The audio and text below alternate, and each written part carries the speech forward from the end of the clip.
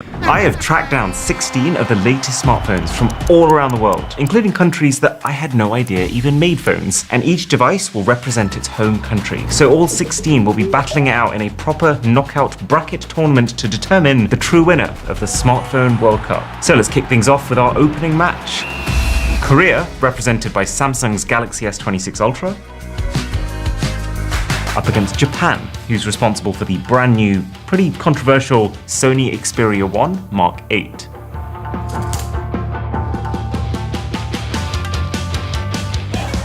And here's what's tricky. Both sides have the same core formation, same chips, same size battery, but it's just they play different strategies. It's like Sony's playing defense. Their entire mission is to protect the things that everyone else has dropped. Like, this phone still has a headphone jack, a micro SD card slot, and dual front-firing speakers, which actually sound amazing. While Samsung has relegated those things, but they've traded them for this all-out barrage of software features. There is nothing that you can't do on a Samsung flagship, with more regular updates than Sony. And then because there's no chunky speakers, you get this larger edge-to-edge screen that's industry-leading in all sorts of ways, including this. And so, what I'd say breaks the deadlock here is the cameras. While the Sony is capable, as you might have seen with some recent controversies on X, it's also less dependable than Samsung's camera. I think the reliability of Samsung's super refined image processing makes this a better phone for most people, which means Sammy's through into the quarterfinal,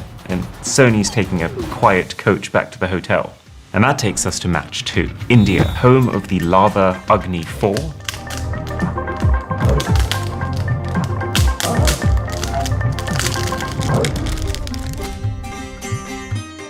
Up against Turkey with their General Mobile's Phoenix 2 Pro. And you'll notice something immediately unusual about this matchup. These look like the same player.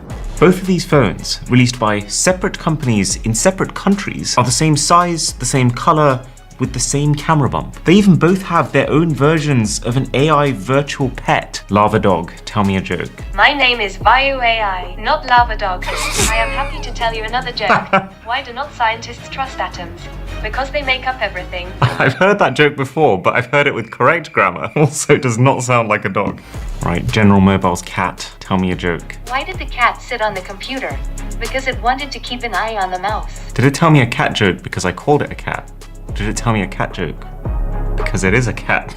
So, because neither of these countries has managed to build their own end-to-end supply chains, the companies in these countries are having to source their devices from a Chinese supplier, and they're then just slightly tweaked and rebranded for their home crowds. And both of these just so happen to have had the same supplier.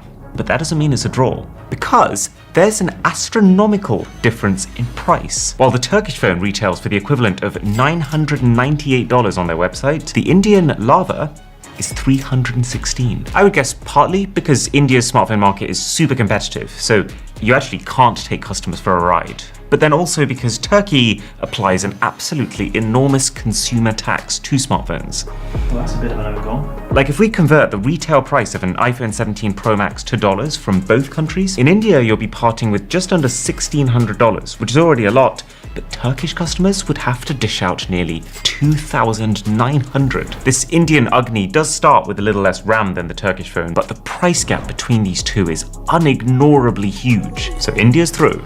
But if match 2 is like spot the difference, then match 3 is spot the similarity. Because we've got the United Arab Emirates with their flagship company Thuraya,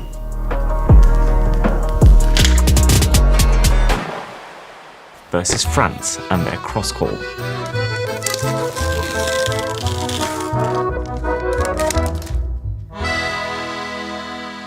In a way, this is the battle of the gimmick. UAE is a satellite phone, so it works like a regular device with a SIM card. But then if I eject this massive antenna, it can also, when you leave cellular coverage, switch to satellite mode to carry on calls, SMS, and location tracking. And it works. We went extremely remote and still got signal. And then France's device is a rugged phone. It's not defined by any one single killer feature like UAE's, but I genuinely think I've never seen this rugged concept done better than it is here. When you put the two side by side, it is so clear just how much more thought the French company has put into its design. Same with the software, which feels more polished and custom, as opposed to the Thuraya that feels rustled together at half time as an afterthought. France is better on paper too. It's got a bigger battery, it's got double the storage, it's got a lower price too. And then just seriously thoughtful touches, like not one but two programmable action buttons, one on each side. That it comes with this X-blocker mounting system that lets you connect the phone up to tripods and bikes. And that because USB-C ports are one of the biggest points of vulnerability,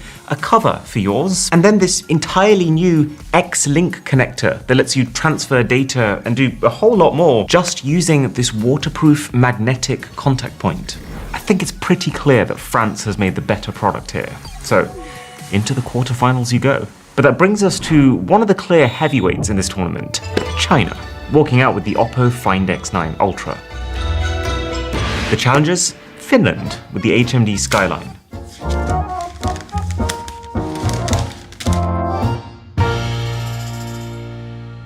Now, to put some respect on the HMD name, the Skyline's got some genuine consumer-friendly perks. There's a microSD card slot, and the back cover pops off so you can swap out the battery or even the screen by just unscrewing them. And obviously, it's far more affordable than this Oppo. This is a $400 mid-ranger versus a $1,200 flagship. But even factoring in the price, the Skyline really is like bringing a plastic spoon to a gunfight. Even when compared to other phones at its own price, it's just lacking. The camera does not feel good enough for $400. I mean, seriously, like, what is that? The battery life and the chipset are disappointing, and it's all crammed into a package that's the worst of both worlds. Rounded corners on the screen, but sharp jutting corners on the body. Meanwhile, this Oppo is very much at the bleeding edge of its price category, with not one, but two 200 megapixel cameras, one of the biggest batteries that you can get on a phone at 7,050 milliamp hours, and the fastest chip too. This thing ain't just a striker, it's the entire front three, which makes it incredibly tough competition to come up against in HMD's first round, but all's fair in love and ball. Finland's road ends here. And that takes us to the bottom half of the bracket, with two almost polar opposite devices. Germany's Voller Quintus, a privacy-focused phone for people who want to disconnect from Google. And everything else. And against them, Sweden, whose Doro phones are specifically designed to get older people more connected. Okay, well, the Germans clearly have taste. You know the Germans always make good stuff. With this jet black, stealthy looking thing that really has the right aesthetic for a security-focused digital detox device. And there's clearly some thought gone into this software they've built, like how the homepage is Springboard, where you just scribble in your thoughts and that can go straight into either an internet search or a note to be saved on the device. So you write first, and then decide what you want to do with that writing. Voller doesn't ask you to make any accounts or log into anything.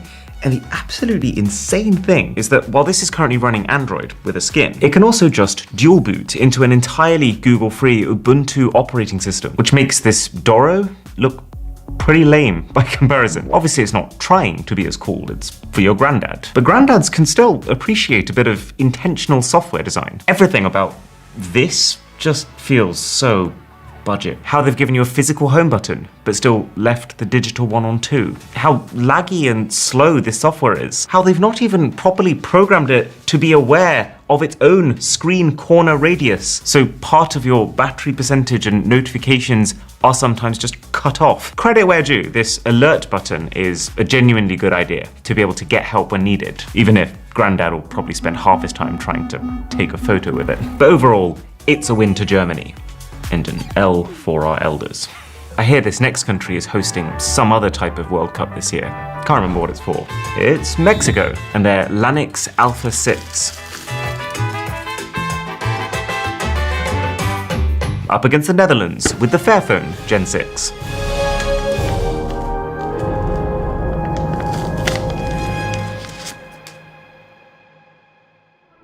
This is the first time I'd say I'm really disappointed. This Lanix has zero redeeming qualities. I mean, it is only $205, but even then, the screen looks incredibly soft, and it genuinely feels like not one person checked this software before shipping. I mean, just look how much space is taken up by the UI in the camera. Why do the apps almost touch the search bar when you go into the app drawer? Who decided to leave just one icon's gap on the homepage to finish the line? And then you realize that on top of that, while this is clearly designed to look like 3 cameras, this one's a flash and this one's an IR depth sensor. So it's one rear camera and not a very good one. This is such a no-show from Mexico that the Netherlands' Fairphone, just by being at least decent and extremely pro-consumer with its almost limitless repairability, can stroll right through into the next round. Final 2 matches now before we get to the quarters. It's the home team, Nothing, and their Phone 4a Pro from England. Come on, England! Against Taiwan, makers of the Asus Zenfone 12 Ultra. You gotta give credit to Nothing. They're probably the most refreshing brand in the game right now. They're making something that's actually interesting to look at and talk about in the big 2026. Whereas the Zenfone 12 Ultra is perhaps the most stale Ultra phone I have ever seen. The design is incredibly boring. The software's boring. The display is boring. It's genuinely a less good display than the Nothing phones, a device that's half its price. And even the cameras, which are usually the headline of any Ultra phone, they're just nothing to write home about. This phone's main camera is the same as this phone's main camera, and Asus's image processing is just not as advanced as their competitors. So it makes sense why this is one of the last phones that Asus made before getting out of the game earlier this year. And look, I think it's pretty fair to say that this Nothing phone is gimmick heavy. It's got this wacky design, this glyph matrix interface that lets you run any number of these glyph toys on it, and the essential app builder, where you can just add in a little text prompt and generate these little widgets. Not to mention a 140 times max digital zoom, which is a little silly and extra. But the best thing about this is that you could take all of that away, and this is still just a rock solid piece of hardware that feels polished. So the home crowd gets its moment. Easy win for England in my books. Which leaves us with the US, represented by the Google Pixel 10 Pro XL. I had to keep iPhones out of this. They're like entering an NFL team into a soccer tournament. And that is beefing it out with Indonesia's Advan Matcha, which is one of the top performance-focused devices made in the country. That, I'm gonna guess, doesn't taste as good as it sounds. But with a little digging, it turns out that unfortunately, this is just another example of a cookie-cutter sourced phone. Funnily enough, from the exact same supplier that India's Lava seems to use. I can literally see a phone on the Lava website that looks identical. It's just disappointingly uninspired. It literally has the same AI cat as Turkey, just with a different name. Actually, why don't we put it against Gemini, just in case it's better? Generate me a logo for a video I'm making called the Smartphone World Cup. I don't have the ability at the moment. I expected no more. Sure, here is the image. Gemini's done it, that is sick. Can you start a timer for 5 minutes? I'm sorry, I don't have the ability at the moment. I've started a timer for 5 minutes. I guess this is a good example of how, when it comes to smartphones, buying from global companies is generally a good choice. It's these companies who have access to all the best components and who can afford to actually create and integrate their own features. These are the ones training their own world-class players from scratch. These are the ones grabbing any available human off the street and sticking them in a football shirt. So the US swaggers into the quarters as the Indonesian Matcha retires. Maybe to a coffee shop near you. So, it's the quarterfinals. The losers are looking pretty deflated. Tough day for you guys. How you feeling? Well, you know, at the end of the day, it's a game of two halves. At the end of the day, you gotta put in 110% at the end of the day. Yeah, I'm sorry about that. And for the winners, the stakes are getting ever higher, because now it's Korea versus India. Samsung S26 Ultra versus Lava Agni 4. We already know that the Samsung is one of the best high-end phones on the planet. So really the question here is the Lava one of the best affordable phones on the planet? I don't know, Jeff. Well, its screen is amazing. Very punchy, 120Hz refresh rate. It's pretty cool that they give you 256 gigs of fast storage minimum. And even the MediaTek chip that you get inside of here for $316 is a hell yes. It's all looking up for Lava until you open the camera app. And honestly, this was always coming. Because here's the thing, a good screen or a good battery, you can basically buy. spec the phone with a decent component and you're most of the way there. A good smartphone camera though is only achieved with immense amounts of software tuning. That's the bit that gets skipped over when you're buying off-the-shelf, ready-made devices like this. So the underdog hits the wall it was always going to hit, and Korea is in the semi-finals. This one's tighter though. France's Crosscall, who've turned this notoriously ugly, generic category of phones into something that actually feels design first, versus China's Oppo, this astronomically spec'd, all-round titan of a device. Oh god.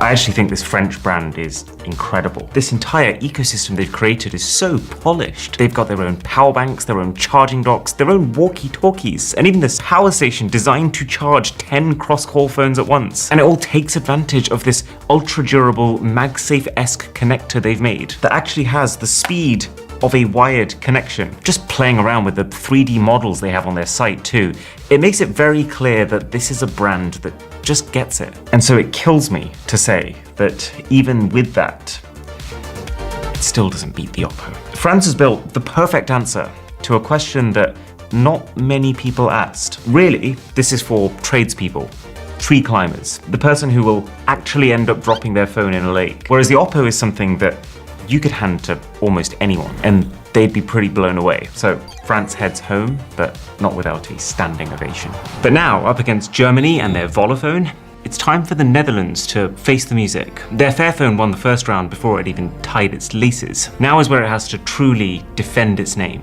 And under pressure, I think the Fairphone shines. We already know the phone uses a ton of recycled components, and that the company seems to bend over backwards to offset the emissions from making the thing. Plus, the phone's insane repairability is kind of a double benefit, because it also opens the gates for custom accessories like the finger loop and the card holder. And compared to earlier generations of the Fairphone, with this one, when you use it, it's pretty clear that you're not getting completely shafted on specs for going with the Eco Choice anymore. This is actually a very decent 120Hz OLED display. And what I think makes this just outright surpass Germany is the Fairphone also has a minimalist UI option. You activate it with this really cool little slider on the side. And ironically, I would say this mode actually feels more polished than the phone whose entire personality is based on this concept. I do really like the idea of this German stealth machine, of being completely off the grid, especially because I've got Surfshark VPN, our sponsor, running on it, which means even if I do decide to springboard onto the internet, my identity stays masked. The issue is, while this was definitely more polished than the grandpa phone, it does have some rougher edges. Like, the camera app looks like it was built by a vibe coder in one prompt, and I think it's pretty ironic for a phone claiming to have removed Google that they couldn't even manage to remove this butterfly wallpaper every time you swipe to go home. So the Fairphone's gonna take the W, because I could also just get Surfshark on this too, and it'll build me an entirely anonymous online identity, name, email, phone number, and more. And if you go to surfshark.com/boss and use the code BOSS, you'll get a massive 4 additional months on top of a 2-year subscription to cover your whole family and maybe your country too. In the match of England's Nothing Phone 4a Pro against the US's Google Pixel though, you might think, well, obviously, the Google Pixel's going to take this. Pixel gets the latest software updates day one. It's got 0 bloatware. It's got so many cutting-edge Gemini features, like how it just knows what music is playing around you and will show you without you needing to go into an app to listen for it. Or how with AdMe, you take the group photo, swap places with the photographer for a second one, and your phone fuses them so that nobody gets left on the bench. But here's what I would say. I think the Nothing Phone 4a Pro punches above its weight. It's got a good enough display, battery, design that I would actually recommend it as one of the go-to mid-rangers right now, even if the normal non-Pro 4a is its even better value cousin. Pixel though, doesn't punch above its weight. In fact, anytime I want to recommend this to someone, unlike the Nothing Phone 4a, I always have to caveat the Pixel a little. I have to tell people, yes, the software experience is world-class, but it's dramatically less powerful and less suited for gaming than its peers, and its battery doesn't last as long. So when you're factoring in value, I think Nothing knocks out the US, booking England's place in the semis. I'm not biased, I swear. But it's time for those semis.